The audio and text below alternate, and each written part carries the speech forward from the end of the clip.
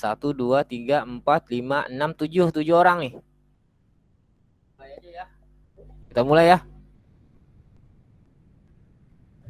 Slide-nya sudah ditampilkan, udah kebaca slide-nya ini. Sudah, Pak. Udah, Pak, udah. Kelihatan nggak? Kelihatan ya? Pak. Ya. Oke, kalau udah kelihatan. Oke, saya mulai ya. Bismillahirrahmanirrahim. Assalamualaikum warahmatullahi wabarakatuh. Waalaikumsalam warahmatullahi wabarakatuh. Warahmatullahi wabarakatuh.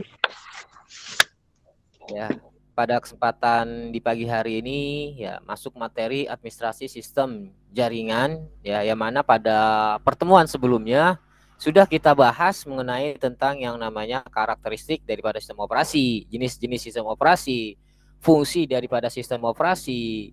Ya, kemarin juga minggu-minggu sebelumnya juga saya jelaskan, dan minggu ini adalah kelanjutan daripada pertemuan-pertemuan sebelumnya. Pada pertemuan kita di pagi hari ini akan membahas mengenai tentang mengevaluasi ya, mengenai tentang remote server. Mungkin di kelas 11 Anda sudah mendapatkan materi mengenai tentang remote server ya, atau mungkin juga sudah mendapatkan cara kerjanya seperti apa ya. Dan kebetulan di kelas 12 ini akan sedikit saya mengulang mengenai tentang remote server ini. Ya. Tujuan pembelajaran pada pagi hari ini ya diharapkan siswa ini mampu memahami mengenai tentang remote server. Terus juga diharapkan pula siswa mampu mengetahui konsep dasar daripada remote server. Siswa mampu memahami cara kerja dari remote server. Siswa mampu mengoperasikan dari remote server. Di Google Classroom itu sudah saya share ya, saya share materinya dan saya share software aplikasi yang digunakan buat remote ya. Sebetulnya aplikasi buat remote server itu banyak jenisnya. Ada remote dari keluaran dari Windows itu sendiri ada, lalu ada lagi yang TeamViewer Pak. Ya. Di kelas 11 sudah didapatkan ya, sudah dapat didapatkan materi tentang remote server.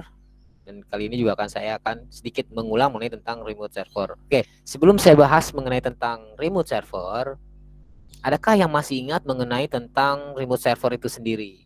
Ada yang bisa menjelaskan sedikit mengenai tentang remote server? Oke, kalau nggak ada, saya jelaskan mengenai tentang remote server. Remote server adalah suatu pekerjaan yang dapat mengendalikan komputer dari jarak jauh walaupun tidak di jaringan yang sama. Dengan remote server, pengguna dapat melakukan pekerjaan kantornya ini di rumahnya tanpa pengguna tersebut datang ke kantor. Gitu. Ya, jadi remote server itu adalah pekerjaan yang dapat mengendalikan komputer dari jarak yang jauh. Itu simpelnya. Ya. Jadi saya ingin mengerjakan sesuatu, ya bisa di komputer saya, walaupun komputer yang saya tuju adalah komputernya jauh, gitu. Jadi saya bisa mengendalikan komputer yang jaraknya jauh dengan komputer saya. Itu kita bisa menggunakan yang namanya remote server. Server ini bisa saja Anda letakkan di tempat yang tersembunyi agar tidak sembarangan diketahui oleh orang. Jadi lebih menjamin keamanannya, ya. Namun kita tetap bisa mengaksesnya tanpa perlu lokasi tersebut. Asal kita tahu password, asal kita tahu user ID-nya, kita bisa masuk ke dalam komputer orang lain. Kita bisa mengendalikan komputer orang lain dari jarak yang jauh. Jadi komputer orang kita kendalikan di laptop kita atau di komputer kita. Lalu di sini ada pertanyaan, apakah semua orang bisa mengakses sebuah remote server? Tidak.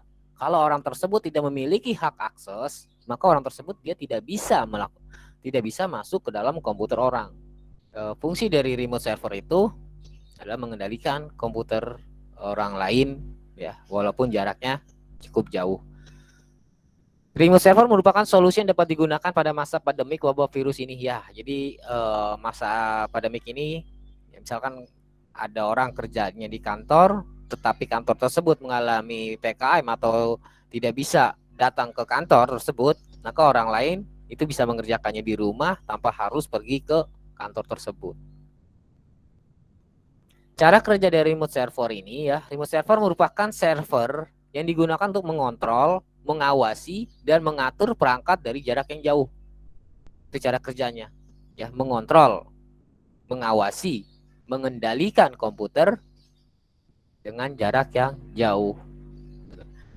Ketika sudah mendapatkan informasi, maka pengguna bisa langsung mengakses ya terhadap printer maupun driver, padahal sebenarnya ia tidak terkoneksi ke jaringan LAN. Namun seolah perangkat tersebut terhubung ke jaringan LAN. Contoh lainnya adalah kita bisa melakukan login telnet ya untuk bisa masuk ke sistem lain yang ada di jaringan Anda. Jadi kita bisa melakukan media pengeprinan ya di komputer melalui dari remote desktop ini gitu. Misalkan printernya ada di daerah mana, ada di ruangan mana misalkan.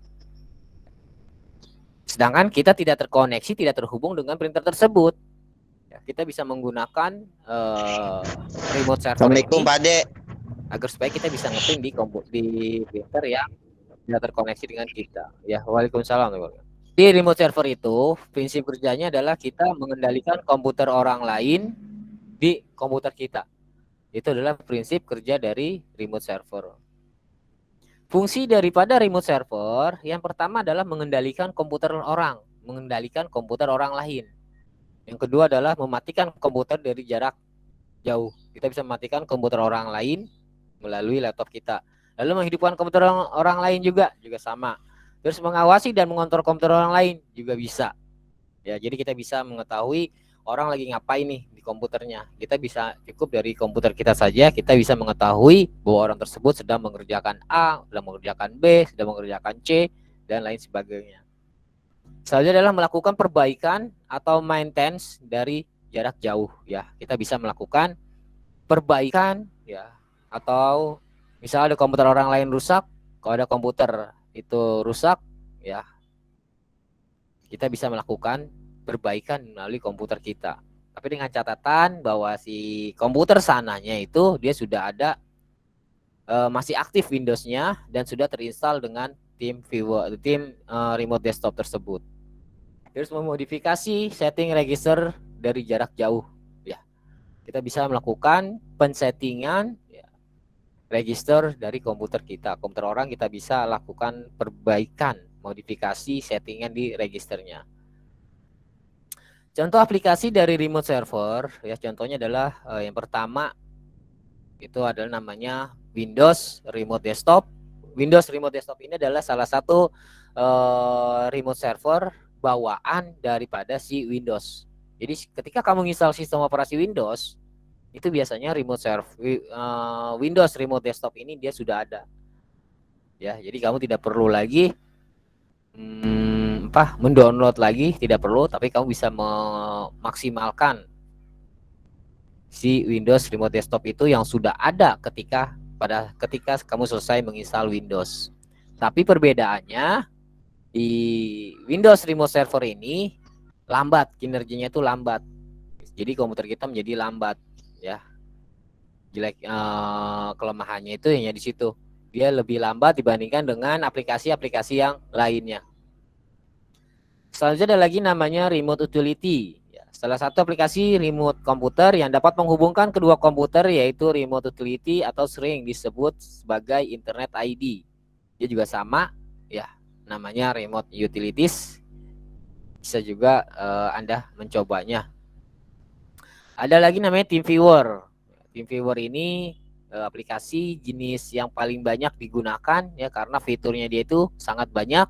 Di TeamViewer ini kita bisa melakukan chat, kita bisa melakukan video call ya terhadap orang yang kita masuki atau terhadap komputer orang lain. Kita menggunakan TeamViewer.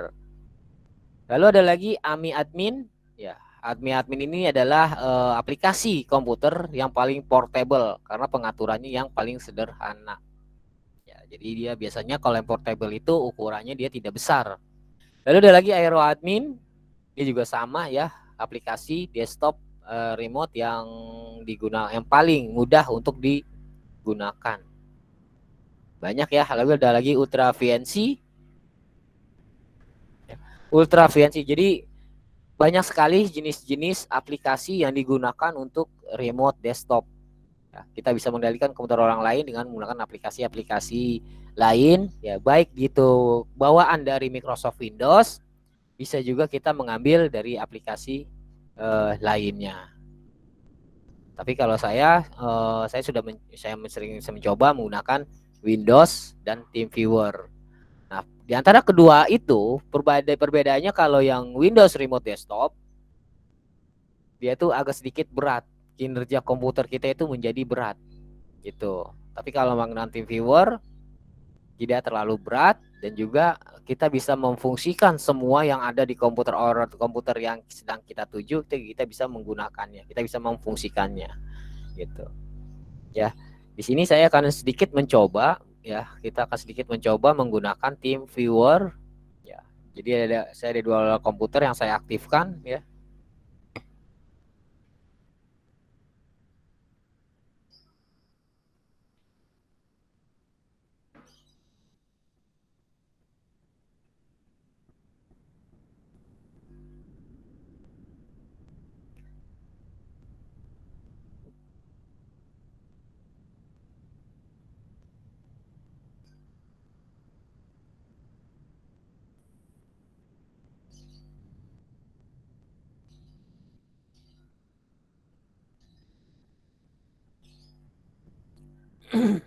Langkah pertama yang kamu lakukan adalah kamu mendownload dulu TeamViewer tersebut. Setelah kamu download TeamViewer tersebut, kamu install di komputer kamu, lalu kamu install di komputer yang dituju, gitu. Ya, kamu install di komputer kamu dan kamu install juga di komputer yang dituju. Nah, ini adalah tampilan awal dari TeamViewer, gitu. Ya, ini adalah tampilan awal dari TeamViewer, yang mana di dalam TeamViewer ini kita akan mendapatkan nomor ID dan password ID kita, gitu. Begitu juga komputer yang akan kita tuju.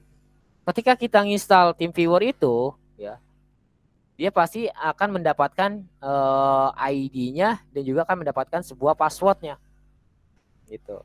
Nah, kalau sudah kita install, lalu kita login. Kita login tuh biasanya menggunakan alamat email. Jadi pertama kamu download dulu aplikasinya TeamViewer tersebut. Lalu yang kedua adalah kamu install.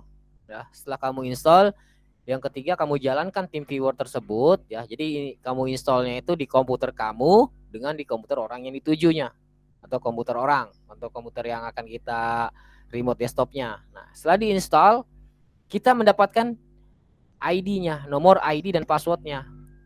Lawan main kita atau komputer orang lain yang kita tuju, dia juga mendapatkan nomor ID dan passwordnya.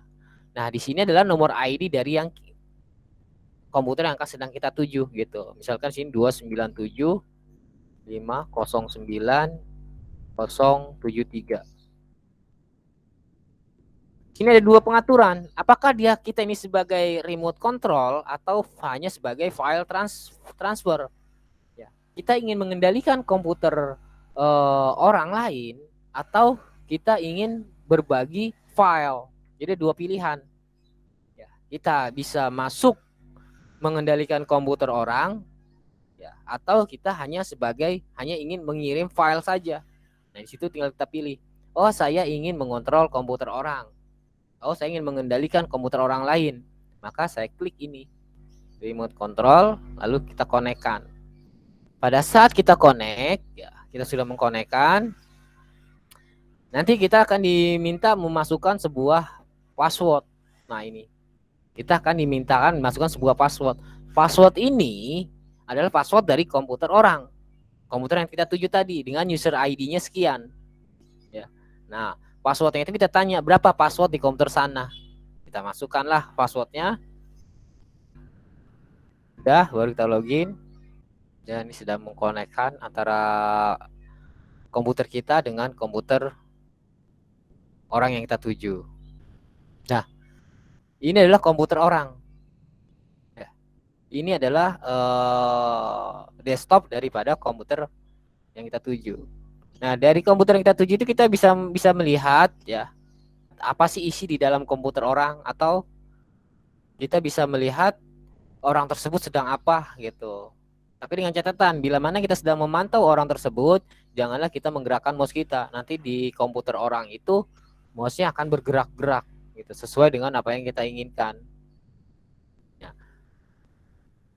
Ya, jadi dari TeamViewer itu adalah fungsinya bisa untuk mengawasi, bisa untuk mengontrol, dan juga bisa melakukan perbaikan daripada si komputer tersebut. Gitu ya. Jadi itu adalah fungsi daripada TeamViewer. Nah, di TeamViewer itu dia ada alat komunikasinya. Apakah bisa melakukan chat atau kita bisa melakukan voice video ya. Bisa melakukan suara, bisa melakukan pesan di chat, bisa juga melakukan pesan suara, bisa juga kita melakukan video call lah ya.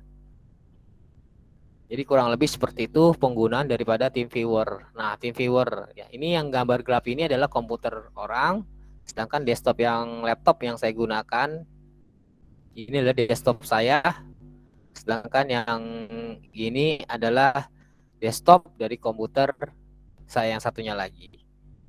Gitu. Oke ya, jadi itu adalah fungsi daripada remote desktop. Ya. Lalu kalau ada yang ingin mencoba menggunakan aplikasi lain, silahkan. Apakah Anda ingin menggunakan Ultra VNC atau Anda ingin menggunakan yang namanya Aero ya, atau Anda ingin menggunakan AMI admin atau Windows Remote Desktop, silakan. Ya. Tapi kalau saya sudah mencoba menggunakan Windows Remote Desktop dengan TeamViewer. Selebihnya Anda coba-coba, ya Anda cari tahu, ya Anda praktekkan sendiri. Atau di handphone Anda nggak aplikasinya? Ada. Ya. Aplikasi Ada, di Pak. handphone. Saya udah pernah. Aplikasi di handphone itu ada juga. Ya, ada Iya, Pak, juga. betul. Tapi saya belum mencoba. Silakan Anda mencoba. Itu cari saja remote desktop ya di keywordnya ya, di keyword di Play Store-nya remote desktop atau TeamViewer mungkin ada ya di aplikasi Android. Silakan TeamViewer. Setelah Anda install Namanya TeamViewer, Trackview sih, Pak. setelah download install, setelah install coba Anda jalankan dengan teman Anda atau siapa, silakan. Anda sebagai bahan praktek uji cobanya. Ya. Misalkan Anda tidak punya laptop atau komputer, ya Anda bisa menggunakan handphone atau smartphone Anda sebagai uji coba melakukan remote desktop. Anda mengendalikan handphone orang lain, handphone teman Anda di Anda. Gitu. Tapi pada prinsipnya Anda harus ada aplikasi tersebut dan teman Anda juga harus ada aplikasi tersebut. Ya.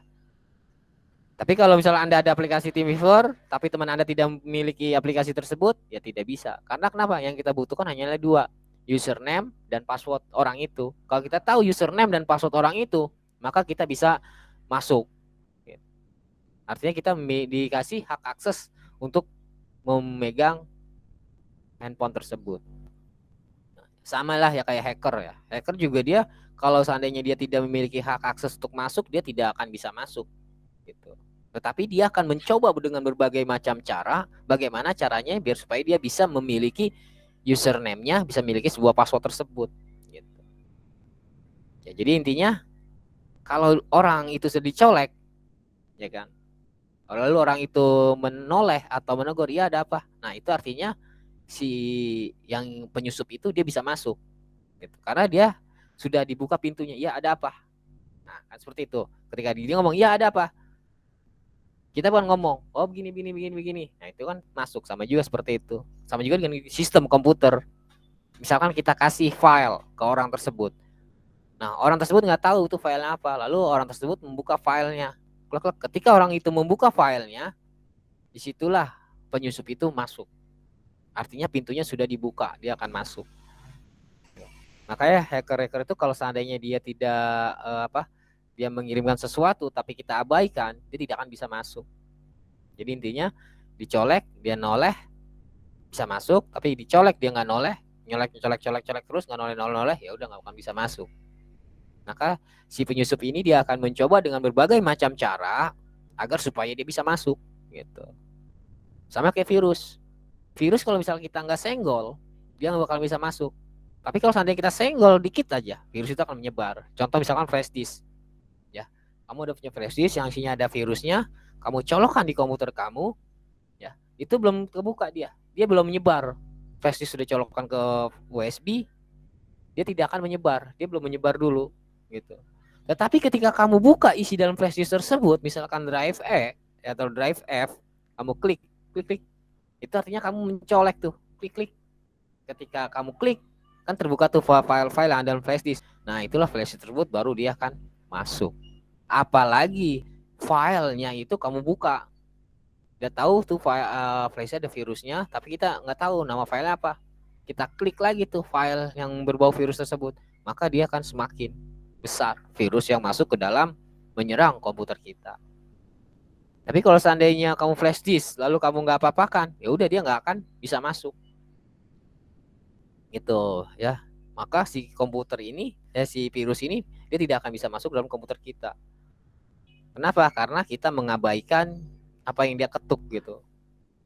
Lalu bagaimana caranya menghindari agar supaya kita udah tahu flash disk tersebut ada virusnya, tapi biar supaya nggak kena ke komputer kita, biar supaya tidak masuk komputer kita, tapi ada file kita yang harus kita masukkan ke dalam flash disk tersebut.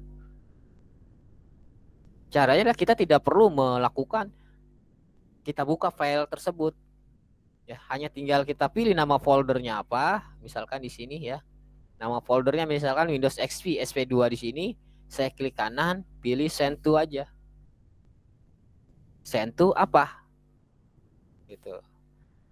Ya, klik kanan, send to flash disk-nya apa namanya? Nih kayak gini ya. Klik kanan, send to.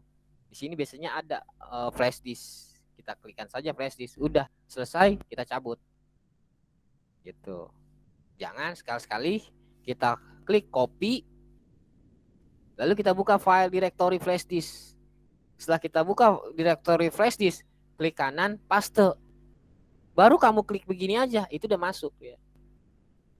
Ya misalkan local disk F ini adalah flash disk ya. Kamu ingin ngopi ke sana, kamu nggak usah dibuka flash disk tersebut isinya. Oke, ya itu penjelasan saya mengenai tentang TeamViewer atau remote desktop. Yang mana fungsi daripada remote desktop itu adalah mengawasi, mengontrol, dan melakukan perbaikan pada sistem orang lain. Oke, ada yang sampai sini, ada yang mau disampaikan, ada yang mau ditanyakan? Kalau yang ditanyakan, silakan ditanyakan. Bisa saya jawab, nggak bisa nanti akan saya jadikan bahan PR buat diri saya. Ada nih Pak, pertanyaan Pak. Ya, silakan. Ini aplikasi terutama buat TeamViewers itu ada nggak sih Pak jarak tertentu untuk mengaksesnya, kayak misalkan jarak sekian kilometer itu nggak bisa diakses gitu Pak. Terus kalau misalkan si komputer ini tidak terhubung ke internet itu bakalan terputus sendiri atau gimana Pak? Oke, ada lagi? Itu aja. Jadi gini, kalau kita untuk mengetahui berapa jarak dari penggunaan TeamViewer ini ya, itu kalau yang saya ada dua pilihan ya. Kalau ya dari yang saya baca, selama dia terkoneksi dengan jaringan, selama dia terkoneksi dengan internet, bisa. Artinya di mana saja bisa ya. Tetapi secara yang keduanya secara realnya ya, artinya saya mencoba. Kalau tadi kan saya baca, ketika saya baca saya cari tahu tentang TeamViewer itu selama dia terkoneksi internet. Tapi kalau yang saya coba ya, itu saya belum mencoba sampai ke penjuru tempat lain, belum. Saya hanya mencoba masih dalam lingkungan wilayah kota Jakarta aja gitu. Atau kalau seandainya Anda punya teman misalkan ada di Bandung, Anda punya teman misalkan adanya di mana, Anda bisa mencoba. Tapi kalau yang dari yang saya baca itu, dia bisa kemana aja ya, selama dia terkoneksi dengan internet. Itu kalau yang saya cari tahu. Tetapi ketika saya mencoba sendiri, ya saya baru mencobanya hanya di lingkungan kota Jakarta. Gitu. Lalu bagaimana kalau seandainya komputer sana itu dia tidak memiliki sebuah akses internet? Ya, dia tidak akan bisa. Kenapa? Karena internet itu adalah jalurnya. Internet itu adalah media penghubungnya antara komputer kita dengan komputer yang akan kita kendalikan. Gitu. Jadi syarat yang pertama dia harus terinstall dengan yang namanya aplikasi tersebut. Itu yang pertama. Lalu yang kedua, dia harus terkoneksi dengan yang namanya internet. Kalau seandainya dia tidak ada internet, kita ada internet, nggak akan bisa. Kenapa? Karena kan harus ada hubungannya. Gitu. Harus ada, komputer kita harus terhubung walaupun di jaringannya berbeda. Gitu. Walaupun dia menggunakan jaringannya apa misalnya, kita menggunakan jaringannya ini, itu masih bisa.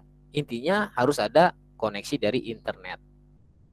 Oke, itu jawaban dari saya ya. Jadi kalau kamu ingin mencoba berapa jarak jauhnya, silakan Anda coba. Misalnya Anda punya teman Anda di daerah Jogja atau di mana, silakan dicoba, dipraktekkan. Tapi kalau saya secara pribadi, saya baru mencobanya hanya di lingkupan wilayah ya Jakarta lah, Tangsel, Tangerang, Tangsel ya. Tapi saya udah mencobanya di wilayah Jakarta saja. Oke, gimana? Bisa diterima jawaban saya? Bisa, Pak, bisa. Oke, yang lainnya? Ada lagi mau ditanyakan? Pak, Di sini mana berapa nih? orang? Ya, Saya mau nanya, silakan. kan kalau kita pakai TeamViewer itu dari orang lainnya itu dia download aplikasinya sama, cuma yang berbeda gitu kan, Pak? Kan ada dua tuh ya kalau di HP mah. Kalau nggak pakai aplikasi yang berbeda itu bisa gak gitu? Maksudnya langsung sama nih aplikasi kayak gini gitu. Oh, Yang kita download. jadi maksud kamu gini. Kamu misalkan menggunakan Windows Remote Desktop misalkan, tapi teman Anda menggunakan TeamViewer misalnya, apakah itu bisa terkoneksi? Gitu ya nggak? Nah, ini juga bisa kamu jadikan sebagai bahan praktek. Tuh. Tapi kalau saya pribadi, ya saya bicara dengan saya pribadi ya. Saya secara pribadi, kalau saya menggunakan remote desktop, dia harus menggunakan remote desktop. Kalau saya menggunakan TeamViewer, dia juga menggunakan TeamViewer. Tapi kalau untuk saya menggunakan TeamViewer, lalu orang lain menggunakan remote desktop, apakah bisa? Silahkan Anda coba, ya. Tapi kelihatannya ya, kelihatannya sih bisa kelihatannya. Tapi silakan Anda coba sebagai pembuktian bahwa itu bisa dijalankan. Kalau saya gunakan misalkan TeamViewer di sini, lalu di komputer jauh misalkan menggunakan TeamViewer juga. Jadi sama-sama TeamViewer. Jadi maksud kamu itu kan yang saya gunakan adalah TeamViewer, lalu orang lain menggunakan remote desktop, Windows Remote Desktop misalkan, apakah bisa terhubung? Silakan Anda coba ya. Tapi kemungkinan besar bisa asal dia ada yang namanya username dan passwordnya. Tapi sebagai untuk pembuktiannya itu bisa apa enggaknya, silakan dicoba. Atau Anda ingin mencoba dengan teman Anda atau kamu ingin mencoba dengan saya juga silakan. Saya menggunakan TeamViewer, kamu mencobanya dengan Aerox atau misalkan Ultra VNC, silakan. Mari kita coba sama-sama biar kita tahu apakah hal tersebut bisa atau tidak gitu. Silakan kapan Pak, saya ada laptop saya Pak, saya udah install Ultra VNC Pak misalnya. Ayo Pak kita coba, ayo kapan? Jadi Anda tahu juga, saya juga tahu juga. Nanti setelah ketahuan hasilnya, baru Anda bisa menceritakan kepada teman-teman Anda. Gitu. Atau Anda ingin mencoba dengan teman-teman Anda sendiri, ya silahkan. Kita sama-sama mencari tahu. Gitu. Oke, bisa diterima jawaban saya? Bisa Pak. Bisa. Oke, yang lainnya ada lagi yang bertanyakan? Jadi kalau Anda yang bertanya silahkan ditanyakan, bisa saya jawab, kalau nggak bisa saya ulang kembali. Ya, saya pada minggu depan nanti akan saya perbaiki jawaban saya yang salah atau misalnya saya belum bisa menjawab, minggu depannya baru akan saya jawab. Ya nggak masalah ya. Saya juga nggak serba tahu, nggak ini nggak. Tapi pada prinsipnya apa yang saya tahu saya sampaikan, apa yang saya tidak tahu pasti saya stop dulu. Ya tadi misalkan ada teman Anda bertanya seperti itu, ya berapa sih jaraknya begini. Saya belum pernah mencoba, maka saya nggak berani ngomong itu secara itu bisa, itu tidak. Tidak. Ya, artinya karena saya belum mencoba. Kalau saya sudah mencoba, ya baru saya bisa menjawabnya. Oke, ada lagi yang mau ditanyakan? Absen di mana masih Pak ada absen? waktu 6 menit absen. Ini lagi saya absen di sini. Oh, oke Pak. Jangan lupa Bang kita. Absen itu ada di chat ya, formnya. Kamu bisa ngisi form itu. Ya, jadi sebetulnya saya ingin membuat 2 absensi dari Google Meet dan absensi melalui Google Classroom. Kalau di Google Classroom silakan Anda klik komentar itu tuh ya. Situ kan ada tuh. Langsung saja di sini komentar, klik saja. Tapi kalau yang di Google Classroom bisa melalui link form itu. Ya, tujuannya apa? Tujuan saya ingin membedakan mana siswa yang aktif di Google Classroom, mana siswa yang aktif di Google Meet. Disebabkan ada dari awal kan saya katakan bahwa saya itu ada penilaian keaktifan, ada nilai absensi, ada nilai lain sebagainya. Ya, oke, jelas. Ada lagi mau ditanyakan, mau disampaikan? Waktu masih ada 5 menit lagi sebelum masuk ke pelajaran lain. Oke, gimana? Ada lagi yang mau ditanyakan? Sudah jam 9.00. Sudah Pak, cukup. Ya, intinya walaupun dimanapun Anda mau dia offline kayak mau dia online kayak ya, intinya kalau Anda ingin bisa atau ingin apa kan di diri Anda sendiri juga gitu. Kita bahas materi ini, Anda cari tahu mengenai tentang materi ini ya, lalu tahu Anda tanya, nggak tahu Anda tanya, tahu istilahnya Anda kembangkan lagi gitu. Well, kita banyak sharing lah, kayak contoh saya misalkan saya gimana caranya supaya Anda bisa paham ya. Saya mencoba menggunakan aplikasi yang nggak berat, aplikasi yang tidak diinstal lama ya, atau misalkan aplikasi yang bikin komputer saya lemot berat. Maka saya mencoba ya, intinya dari Google Meet ini ya mungkin seperti tutorial lah. Tutorial mungkin banyak lah di YouTube juga banyak ya. Tapi kalau dari versi saya seperti ini. Kalau Anda mendapatkan versi dari YouTube ya mungkin banyak ya. Oke. Kalau sudah tolong diaktifkan, sudah jam 9:01. Gimana nih Sola, Pipo, Pramudia?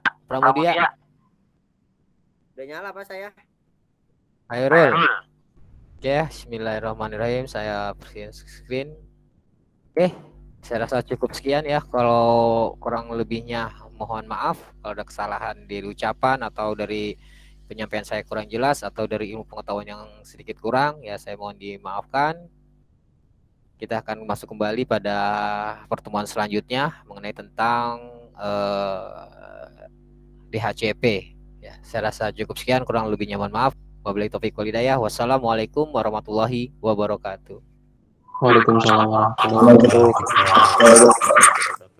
Waalaikumsalam. Silakan keluar ya. Terima kasih Pak. Assalamualaikum. Ya, sama-sama. Waalaikumsalam warahmatullahi wabarakatuh. Makasih Pak Dek. Ya.